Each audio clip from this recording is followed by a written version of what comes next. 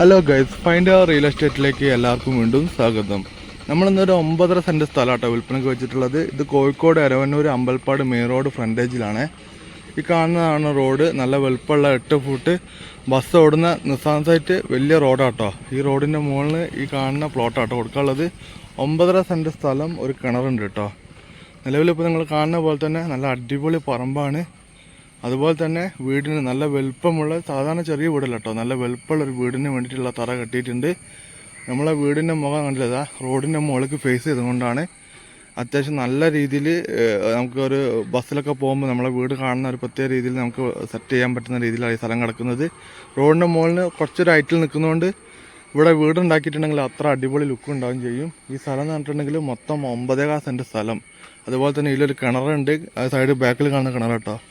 അപ്പോൾ അതിലുള്ള തെങ്ങൊന്നും ഇതിൽ പെടൂല. ഈ കല്ല് വെച്ചതിൻ്റെ അതിർത്തിൻ്റെ അടുത്തുനിന്ന് തന്നെ അങ്ങനെ അടുത്ത ഭാഗത്തേക്ക് കേട്ടോ സ്ഥലമുള്ളത്. മൊത്തം 9.5 സെൻറ്റ് സ്ഥലമാണുള്ളത്. ഈ സ്ഥലത്തിന് സെൻറ്റിന് വില വയ്ക്കുന്നത് 2.90 കേട്ടോ. 2.90 വില വയ്ക്കുന്നത്. മൊത്തം സ്ഥലമുള്ളത് 9.5 സെൻറ്റ് സ്ഥലമാണുള്ളത്. നല്ലൊരു പ്ലോട്ടാണ് കേട്ടോ. ഇതിന് വീടുണ്ടാക്കി കഴിഞ്ഞാൽ ഇതാ ഇവിടെ നമുക്കൊരു കാറ് പാർക്ക് ചെയ്യാനുള്ള സ്പേസ് കാര്യങ്ങളൊക്കെ ഉണ്ട് കേട്ടോ. എത്ര മുന്നോട്ടേക്ക് സ്ഥലമുണ്ട് കേട്ടോ. അത് ഈ കാണുന്ന ഈ മെയിൻ സ്വിച്ചിൻ്റെ അടുത്ത് വരെ സ്ഥലമുണ്ട് കേട്ടോ. ഇവിടെ 2-3 കാറ് പാർക്ക് ചെയ്യാനുള്ള സ്ഥലമുണ്ട്. അതുപോലെ തന്നെ ബാക്കിലേക്കൊക്കെ നല്ല സ്പേസ് ഉണ്ട്. നല്ലൊരു പ്ലോട്ടാണ്, കണ്ണായിട്ടുള്ള പ്ലോട്ടാണ്. 2.90 സെൻറ്റിന് ചോദിക്കുന്നത്. താല്പര്യമുള്ള ആൾക്കാർ വിളിക്കുക. കോഴിക്കോട് എരവന്നൂർ അമ്പൽപ്പാട് ബസ് ഓടുന്ന മെയിൻ റോഡ് ഫ്രണ്ടേജിൽ ഈ പ്ലോട്ടുള്ളത് കേട്ടോ.